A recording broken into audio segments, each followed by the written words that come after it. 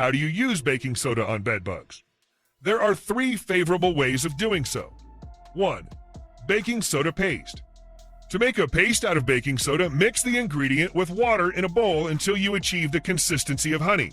Then use a brush and paint the paste wherever bed bugs might hide, such as on mattresses, springs, couches, and armchairs. Make sure to get inside holes, crevices, and cracks. Every few days, vacuum up the dried paste and start again until your infestation is gone. 2.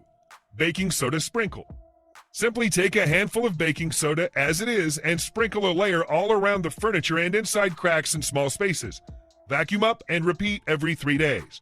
Remember that a vacuum is important for removing bed bugs from your home instantly. By using it daily, you'll catch the bugs that come out of hiding. 3. Baking soda piles.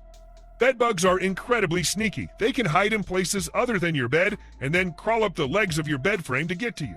You can prevent this issue by making piles of baking soda all around your bed's legs, which the bugs would have to crawl through to reach you. Do the same thing with the couch, piling baking soda around its base.